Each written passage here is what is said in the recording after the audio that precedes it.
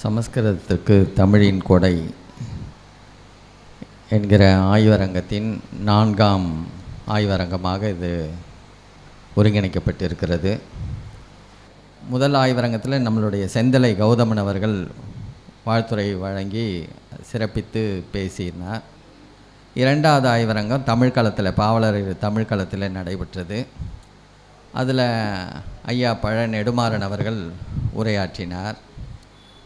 3வது ஆய்வரங்கம் அம்பத்தூரில், அதில் தோழர் தியாகு அவர்கள் உரையாற்றி சிறப்பு செய்தார். இது 4ஆம் அரங்கம். இதில் தோழர் கொளத்தூர் மணி அவர்கள் வருவதாக சொல்லி இரவு கூட அங்கேருந்து மேட்டூர்லேருந்து கிளம்பி விட்டாராம். இரவு ஒரு 12 மணி போல் தான் குறுஞ்செய்தியாக அனுப்பியிருந்தார். இதுபோல் வந்து கொண்டிருந்த தோழர் ஒரு அழுத்தமான பணியின் காரணமாக திரும்ப வேண்டியதாகிவிட்டது.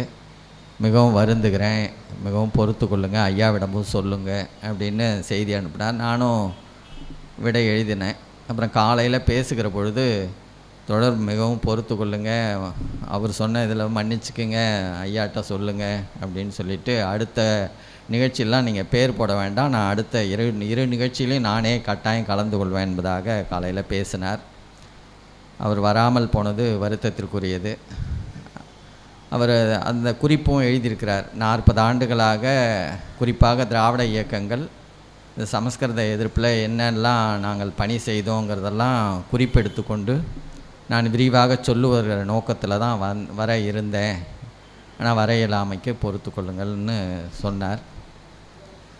இந்த நிலையில் இந்த 4 கருத்தரங்கங்களும் ஏற்பாடு செய்யப்பட்டு இது நடந்து கொண்டிருக்கிறது. மொத்தம் 6 கருத்தரங்கங்கள் நடப்பதற்கான திட்டமிடப்பட்டிருக்கிறோம். இந்த கருத்தரங்கத்தினுடைய தேவை என்ன அப்படிங்கிறது ஒரு செய்தி. எதற்காக இந்த கருத்தரங்கங்கள்?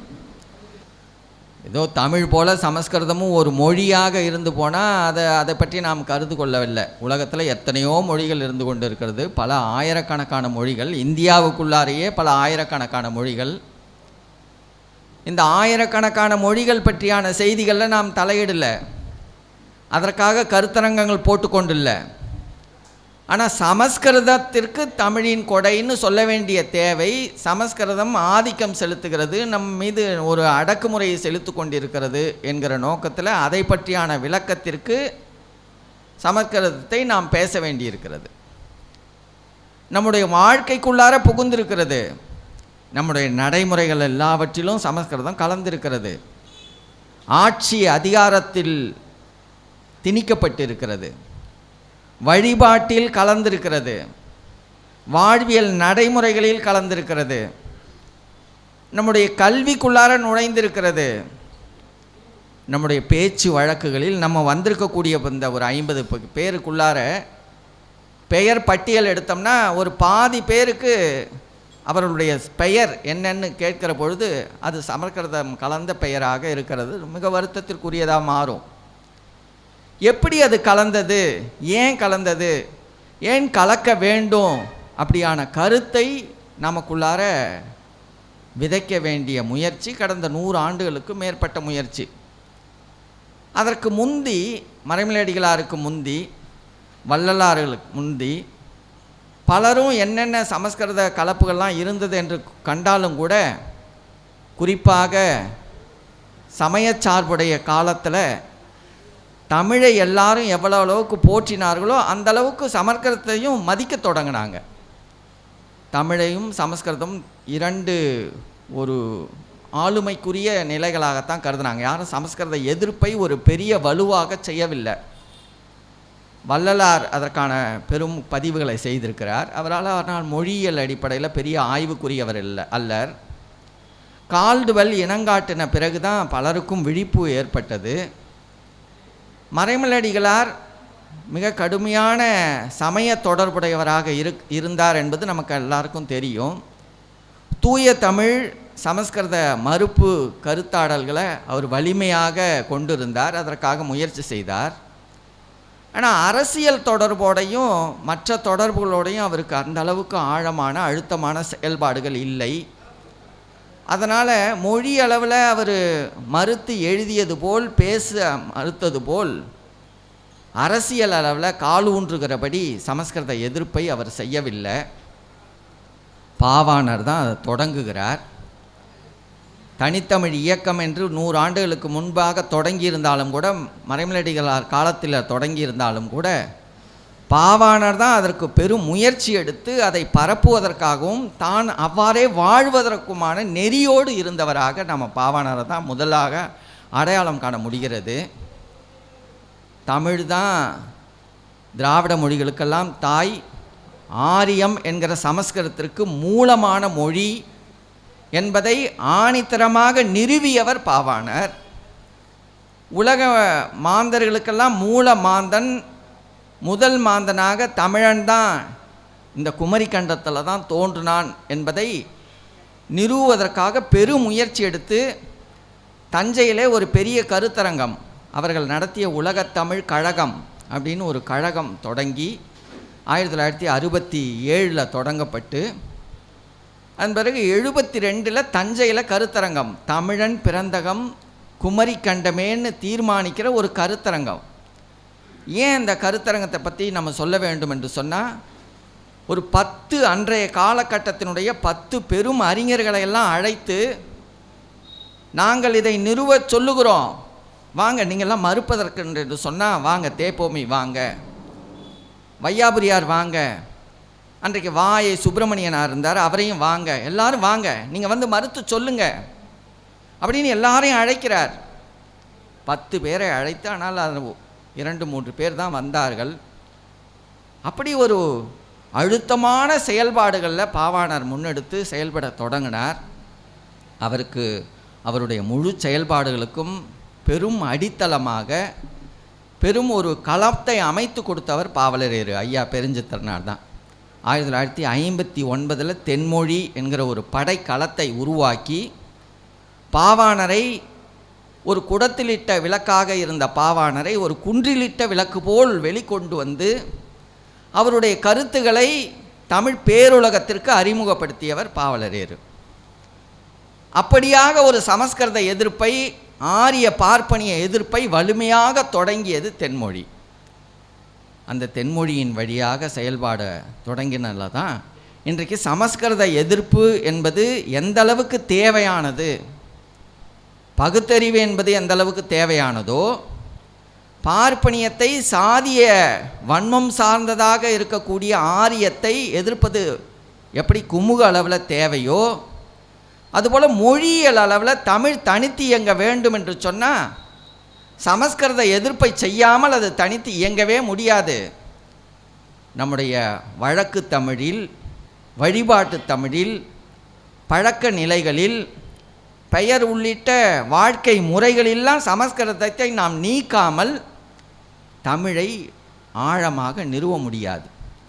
பாவலரேறு பாடலே எழுதியிருக்கிறார், 50,000 ஆண்டு முன் பிறந்த அருந்தமிழ் மீட்காமல் மொயம்பிலதான வடமொழி பேசி என் வாழ்வை குலைப்பேனோன்னு அவருடைய பாடல். அப்போ 50,000 ஆண்டுகள் நீட்சிக்குரிய இந்த அருந்தமிழை மீட்க வேண்டிய ஒரு பெரும் கடமை.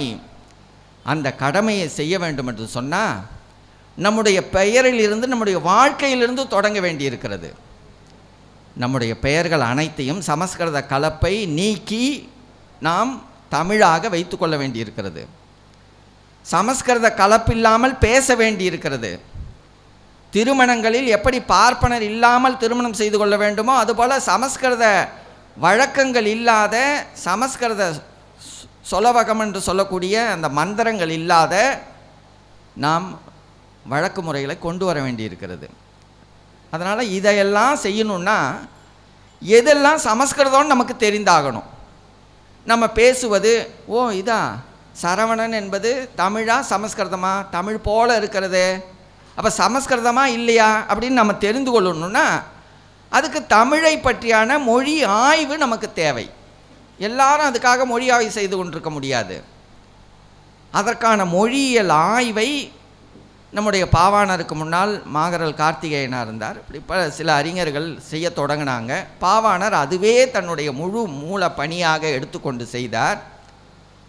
அவர் கண்டுகாட்டிய எண்ணற்ற ஆய்வு முறைகளில் சில விடுபாடுகள் இருந்ததையெல்லாம் சரி நிகர்படுத்துகிறபடி நம்முடைய ஐயா சொல்லாய்வறிஞர் ஐயா அருளியார் அவர்கள் தன் வாழ்க்கையே முழுமையாக அவர் படித்தது வணிகவியல் படித்துவிட்டு அதன் பிறகு சட்டம் படித்துவிட்டு சிறந்த வழக்கறிஞராக புதுச்சேரியில் அவர் இருந்தாலும் கூட எல்லாவற்றையும் தூக்கி தள்ளிவிட்டு முழுக்க முழுக்க தமிழுக்காகவே இந்த மொழி மீட்பிற்காகவே 50 ஆண்டுகளுக்கு மேலே 50 நூல்களுக்கு மேலே தொகுத்து கொடுத்துருக்கிறார். ஒரு கண் இழந்திருக்கிறார். அவருடைய அறைக்கோ அல்லது அவருடைய வீட்டிற்கோ போய் பார்த்தீங்கன்னா அந்த அறை முழுக்க அந்த புத்தகங்கள் பிரித்தபடியே இருக்கும். மீண்டும் எப்படி தேர்வு பண்ணி தேடிக்கொண்டிருக்க வேண்டிய தேவைக்குரிய நிலையில் இல்லாமல் ஒரு சொல்லை பார்க்குற பொழுது இன்னொரு சொல்லுக்கான தேடலை இன்னொரு நூலில் தேட வேண்டியிருக்குது. அப்படியான ஒரு பெரும் அந்த புத்தக கிடங்குக்குள்ளார அவர் உள்ள இருந்து அதை ஆய்வு செய்கிற முறையை பார்க்குற பொழுது அப்படி பார்த்து பார்த்து ஒரு கண் இழந்து இருக்கிறார் உடல்நல கேட்டுனால. இன்னொரு கண்லேயும் பாதிக்கு மேலான ஒளி இழப்பு. இதுக்கு இடையில் அரும்பாடுபட்டு இதை தொகுப்புகளையெல்லாம் வெளியிடுவதற்கான ஒரு பெரும் முயற்சி. அண்ணன் தாமரைக்கோ அவர்கள் வந்திருக்கிறார், ஐயா செழியன் வந்திருக்கிறார். வேரியல் தமிழ் ஆய்வகம் என்று சொல்லி ஒரு பெரும் அரும்பாடுபட்ட முயற்சி புதுச்சேரியில் உருவாக்கி அந்த நூல்களை தொகுத்து மாதம் ஒரு நூலாக காரணம்னு ஒரு இதழ் கொண்டு வந்தாங்க. அது ஒரு 20 இதழுக்கு மேலாக நம் மொழி பற்றியான ஆய்வை நாம் முழுமையாக தெரிந்து கொள்ள வேண்டும் என்கிற முனைப்பு நமக்கு வேண்டும் என்பதற்கான அறிவு கொடைகள் அவையெல்லாம் வந்திருக்கிற நூல்களில் குறைந்ததாக ஆக வேண்டும். அப்போ தான் நமக்கு எது தமிழ் இல்லை என்பது சரியாக புலப்படும். இது ஒரு பக்கம். இன்னொரு பக்கம் இதுதான் ஆய்வா சொல்லாய்வா அப்படின்னு தெரிந்து கொண்டு மிகச்சிலரெல்லாம் சொல்லாய்வு செய்து கொண்டு இருக்கிறாங்க. நிறைய பேர் ஒரு கிழமைக்கு முன்னாடி ஒரு இணையத்தில் பார்க்குறேன். ஒருவர் என்ன பண்ணுறாரு, கதிரவன் வருகிற நேரம் பகல் பொழுது நல்ல ஒளியாக இருக்கிறது, மறைகிற பொழுது அப்படியே மறைந்து போகுது, அது தோன்றுகிற அந்த நேரம் ஒளி பிழம்பாக வருகிறது, தீ போல இருக்கிறது. அந்த தீ என்கிற அந்த சொல் தான் தீ அப்படின்னு அந்த திதின்னு வந்தது தான் தேதின்னு வந்ததுன்னு சொல்லி ஒரு ஆய்வு எழுதுகிறார்.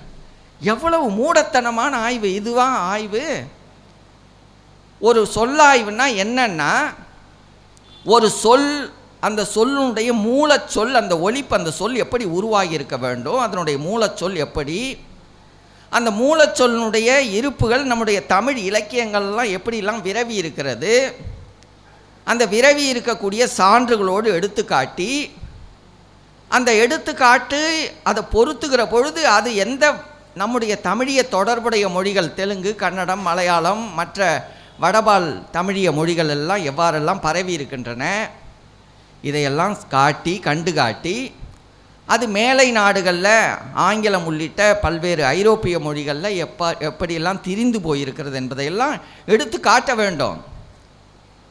நாங்கள்லாம் கல்லூரியில் பள்ளிக்கூடங்களில் படித்து கொண்டு இருக்கிற பொழுது தான் சமஸ்கிருத ஆய்வு குறித்தான ஒரு தொடர் வகுப்பு நம்முடைய குணத்தொகை அவர்கள் மிக விரிவாக சொன்னார். 6 அழகப்பனாரனுடைய தலைமையில் அது நடந்து 50 சொல்களுடைய தொகுப்பாக ஒரு தொகுப்பே வெளிவந்தது. அந்த முயற்சியை தொடர்ந்து கொண்டிருக்கிறார் ஒழிய அது பரவலாக எல்லா இடங்களுக்கும் போக வேண்டும் என்பதற்காகத்தான் இந்த பரவலாக இந்த நிகழ்ச்சியை ஏற்பாடு செய்திருக்கிறோம். அம்பத்தூர்லேயும் எண்ணற்ற அந்த பகுதி சார்ந்த நம்முடைய தமிழ் தொடர்புடைய அன்பர்கள்லாம் வந்திருந்தார்கள். இங்கேயும் வட சென்னையிலையும் இது ஒரு விரிந்த களம் உள்ள பகுதி, நம்முடைய தோழரும் குறிப்பிட்டார். இதோடு இங்கே வருகிறவர்களோடு நிறைந்து போவதாக எண்ண வேண்டாம். குலுக்கையினுடைய பரவலோடும் வந்திருக்கிற ஊடகத்தினுடைய பரவலோடும் இது தொடர்ந்து அவருடைய முழு பொழிவுகளும் அந்த குலுக்கை அப்படி என்கிற வலை ஒளியில் நீங்கள் போய் பார்த்தீங்கன்னா இந்த மற்ற 3 கருத்தரங்கத்தினுடைய முழு பதிவுகளையும் எடுக்கலாம். அவருடைய தொடர்ந்த 1.5 மணி நேர பேச்சு அதையெல்லாம் எடுத்து பார்க்கலாம். வேறு எங்கேயும் நீங்கள் இதற்கான முழு அறிவை நீங்கள் எடுத்து பார்க்க முடியாது. அப்படியான ஒரு பெரும் தேவைக்குரிய ஆய்வு கருத்தரங்கம் இது. இன்னும் ஒரு சிறு செய்திகளை மட்டும் சொல்லிவிட்டு ஐயாவனுடைய முழு ஆய்வு அறிவையும் பெறுவதற்கான நான் வழிவிட்டாக வேண்டும்.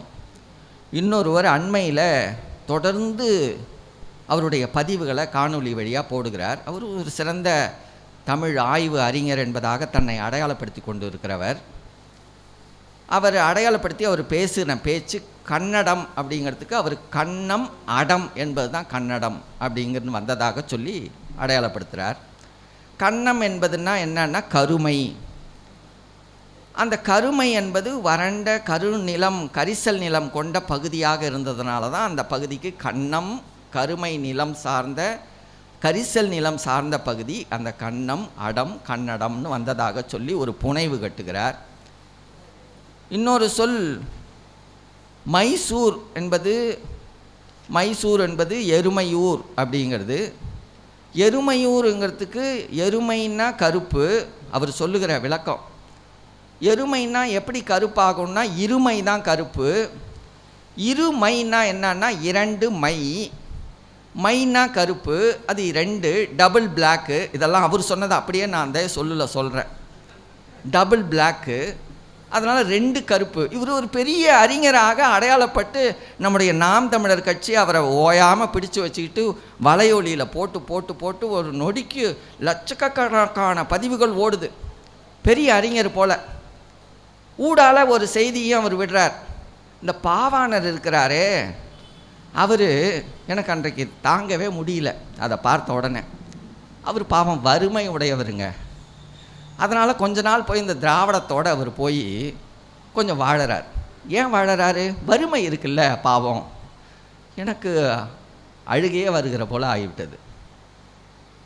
அண்ணாமலை பல்கலைக்கழகத்தில் பாவாணர் இணைந்து சுனித்குமார் சட்டர்ஜி என்கிற ஒரு வங்காள பார்ப்பனரனுடைய பேராசிரியருக்கு கீழே பணி செய்கிறபடி அந்த ஆய்வு நிலைகள் அமர்த்தி கொடுத்ததன் பிறகு மிக ஆணித்தரமாக பாவாணர் சொல்லுகிறார், சமஸ்கிருதம் தமிழிலிருந்து தான் எண்ணற்ற இதை களவாடி கொண்டு தமிழ் தான் அதற்கு மூலமாக இருக்கிறது, அதை வெளிப்படுத்த வேண்டும் என்பதாக அவர் ஆணித்தரமாக அண்ணாமலை பல்கலைக்கழகத்தினுடைய அந்த ஆய்வு கூடத்தில் சொல்லுகிற பொழுது சுனித்குமார் சட்டர்ஜி சொல்லுறது, ஐயா நீங்கள் நல்ல ஆய்வை தான் சொல்கிறீங்க, தமிழ் மேலே ஒரு பெருத்த விருப்பம் உங்களிடம் இருக்கிறது, நல்லா ஆய்வு செய்யுங்க, ஆனால் சமஸ்கிருதத்தை ஏன் நீங்கள் மறுக்கிறீங்க?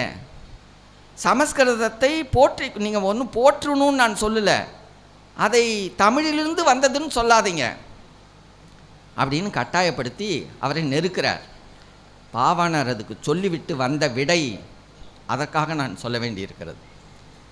ஐயா, எனக்கு வறுமை இருக்கிறது, என்னுடைய வாழ்க்கையில் பெருத்த நொடிதலோடு இருக்கிறவன், ஆனால் அதற்கு மேலே எனக்கு மான உணர்ச்சி இருக்குயா, அந்த மான உணர்ச்சிக்கு அடிபணிந்து நான் என்னுடைய உண்மை கண்டறிவுகளை மறைத்து கொள்ள மாட்டேயா, தமிழ் தாயா எல்லாவற்றுக்கும் மூலம், தமிழ் தாயா உலக மொழிகளுக்கே தாய்மொழி என்பதாக அறைந்து விட்டு அந்த பணியை தூக்கி போட்டுட்டு வந்தவர் பாவாணர். அங்கே உட்காந்துக்கிட்டு பணி செஞ்சுக்கிட்டு பணத்துக்காக இருந்து கொண்டு இருந்தவர் இல்லை. ஆக ஒரு மான உணர்ச்சி வேண்டும், தமிழ் அந்த மான உணர்ச்சி கொண்ட பாவாணரை அந்த தன்னுடைய பெயரை கூட இந்த கிறித்துவ பெயரோடு இருக்கக்கூடிய அந்த அறிஞர்னு சொல்லி கொண்டு இருக்கக்கூடிய அந்த அவர் என்ன சொல்லுவது, நான் வேறு ஒன்றும் நான் கடுஞ்சொற்களில் சொல்ல விரும்பலை, அவர் அது போல் பாவாணரை இழித்து பேசினதை ஏற்க முடியாது. ஆக இந்த நிலையில் தமிழை மீட்க வேண்டும் என்று சொன்னால் அருளி ஐயா பேசுவார், புத்தகம் தருவார், அவருடைய கருத்துக்களை நாம் படித்து கொள்ளலாம், அந்த புத்தகத்தை படிச்சுக்கலாம், இப்படிங்கிறதுலோட மீட்க முடியாது. அவர் நமக்கு அறிவு கொடையை கொடுக்கிறார், அறிவு காட்டுகிறார், ஒளி கொடுக்கிறார். அந்த ஒளியை நாம் பரப்பியாக வேண்டும், எல்லா இடங்களுக்கும் பரப்பியாக வேண்டும். ஏதோ தமிழ் உணர்வால் மட்டும் பரப்பிவிட முடியாது. எப்படி பெரியாரிய தோழர்கள் இல்லை என்று சொன்னால் தமிழ் தேசம் என்கிற அரசியல் குமுக அளவில் விடுதலை பெற முடியாதோ, அப்படி தமிழ் உணர்வாளர்களே என்று சொன்னால் பெரியாரிய உணர்வாளர்களும் அந்த உணர்வை பெற்றுவிட முடியாது. ஆக ஒரு பக்கம் தமிழ் எந்த அளவுக்கு தேவையோ அந்த அளவுக்கு குமுக பார்வை தேவை, சாதி ஒழிப்புணர்வு தேவை, பார்ப்பனிய எதிர்ப்பு தேவை, சமஸ்கிருத எதிர்ப்பு தேவை, வல்லரசி எதிர்ப்பு தேவை, முதலாளித்துவ எதிர்ப்பு தேவை. அதனால் தமிழிய அடித்தளத்தை கொண்டவர்கள், பெரியாரிய உணர்வு அடித்தளத்தை கொண்டவர்கள், பொதுமை அடித்தளம் கொண்ட மார்க்சியர்கள், இவர்களுடைய இணைவு கட்டாய தேவை. இதை ஒன்று இன்னொன்றை படித்தோ இழித்தோ பேசும் என்று சொன்னால் இன்னொன்று வாழ முடியாது. ஒரு கையை இழுத்து பேசுவது போல, ஒரு தலை கையை இழுத்து பேசுனா, காலை இழுத்து பேசுனா அது எவ்வளவு அறிவற்ற தன்மையோ அதுபோல தான் பெரியாரியத்தை இழித்து தமிழியம் வாழ முடியாது. தமிழியத்தை இழித்து பெரியாரியமோ மார்க்சியமோ வாழ்ந்துவிட முடியாது. இது மூன்றின் கலப்பும் தமிழ்நாட்டிற்கு தேவை. அதுதான் முழுமையான ஆய்வு பொருண்மையாக இருக்க முடியும். அத்தகைய ஆய்வு பொருண்மையை வேறு யாரும் செய்யவில்லை. இன்றைக்கு ஐயா அருளியார் அவர்கள் தான் முழுமையாக அடித்தளத்தை போட்டு கொண்டிருக்கிறார். அதற்காகத்தான் இந்த ஆய்வு அரங்கங்கள். இந்த ஆய்வு அரங்கத்தை இந்த 6 நிகழ்வுகளோட இந்த 6 அரங்கம், இன்னும் 2 அரங்கம் இதே சென்னையில் நடக்கும். நடந்து முடிந்த பிறகு நாம் அடுத்த நிகழ்வாக இன்னொரு கட்ட முயற்சி செய்தாகணும்.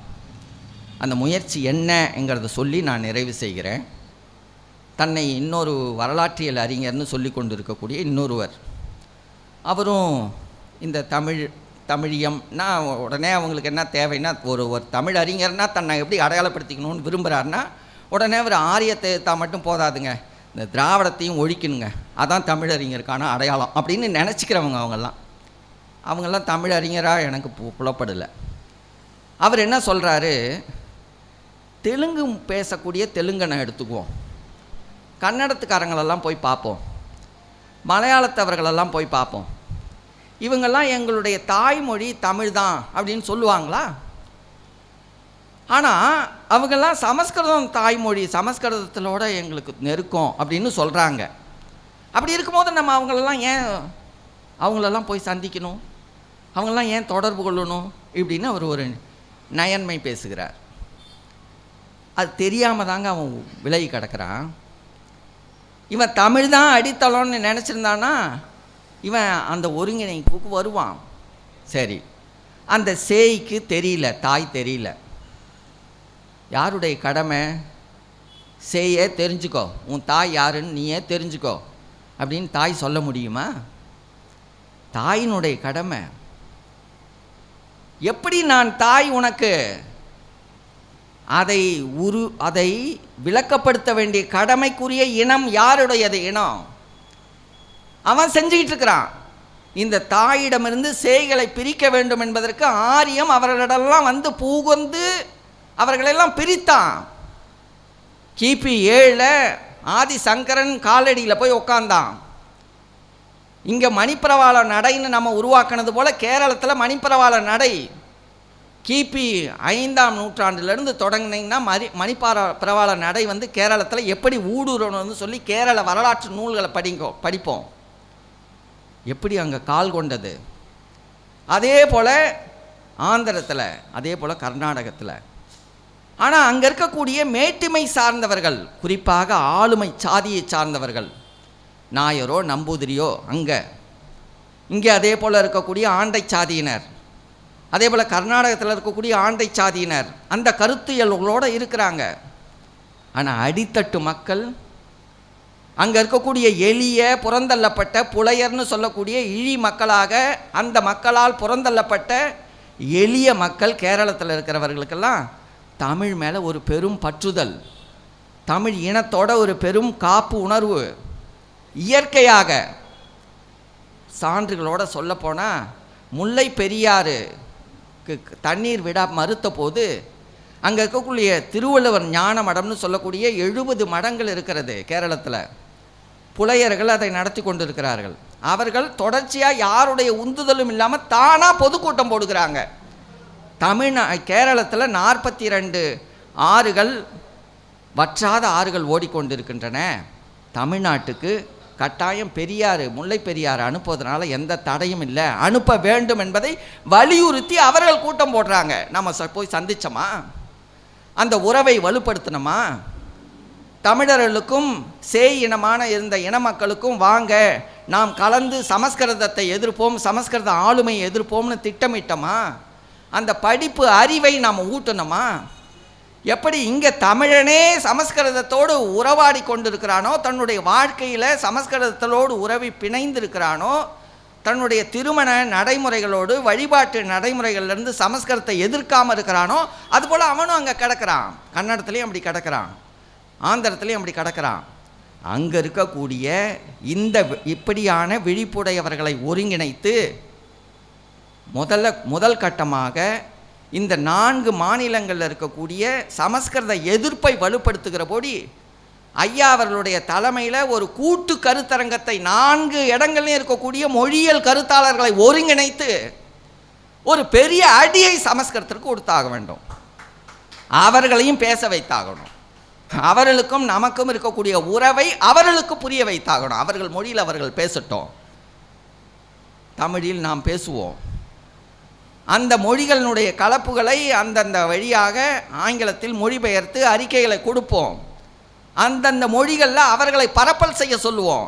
இங்கே எப்படி சமஸ்கிருத எதிர்ப்பு வலுப்படுத்த வேண்டும் என்கிற முனைப்பு நாம் பெற்றிருக்கிறோமோ அப்படி அவர்களை வலுப்பட வைப்பதற்கான செய்தியை அவர்களிடம் கருத்தை சொல்லுவோம். அப்படி ஒரு கூட்டு கருத்தரங்கத்தை, அதற்கும் அடுத்து இந்தியாவெங்கும் சமஸ்கிருத எதிர்ப்பை வலுப்படுத்துகிற அவன் செய்கிறான். சனாதனம் என்று ஏற்றுக்கொள்ளுங்க. சனாதனம் என்பது ஒரு வாழ்வியல் முறை. நேற்று ஒரு நடிகனை வச்சு பேச வச்சிருக்கிறான். அட எங்கள் வாழ்வியல் முறை திருக்குறள் அறம்யா, நாங்கள் அறம்யா. உனக்கு வாழ்வியல் முறைன்னு நீ வச்சுக்கோ, உன் சனாதனத்தை உன் வாழ்வியல் முறைன்னு வச்சுக்கோ.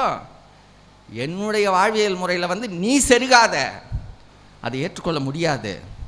அதுபோல சமஸ்கிருத எதிர்ப்பு உணர்வாளர்களை ஒருங்கிணைத்து இந்தியாவை அதிரடிக்கிற வைக்கிற பொழுதுதான் ஆரியத்தை இந்திய அளவிலிருந்து உடைத்தெறிவதற்கான பெருமுயற்சியை தமிழர்கள் தவிர வேறு யாரும் எடுக்க முடியாது. அதை செய்தாகுவதற்கு ஐயா அவர்களை காலத்தோடு நாம் பயன்படுத்தி ஆக வேண்டும். அவர் தான் அதற்கு மூலம். அந்த அடித்தளத்திலிருந்து இந்தியாவினுடைய அந்த ஆரிய திமிரை அறுத்தெறிய வேண்டும். அந்த முயற்சிக்கு இந்த கருத்தரங்கங்கள் ஒரு பெரிய அடித்தளங்களாக அமைந்து கொண்டிருக்கிறது. மீண்டும் அதற்கான தொடர் முயற்சிகள் நீங்களும் எல்லாரும் இணைந்தாக வேண்டும். இந்த அறிவை வெகு மக்களிடம், எளிய மக்களிடம் அவரவர்களுக்கு புரிகிறபடியான மொழிகளில் நாம் பேசியாக வேண்டும். அதற்கு இந்த குலுக்கையில் பதிவாகியிருக்கிற எல்லா கருத்தரங்கத்தினுடைய பதிவுகளையும் நீங்கள் தொடர்ந்து கேளுங்கள். வணக்கம், நன்றி. உன் கடவுளை விட, உன் சாஸ்திரத்தை விட, உன் முன்னோரை விட, உன் வெங்காயம் விளக்கமாத்தை விட உன் அறிவு பெருசு, அதை சிந்தி.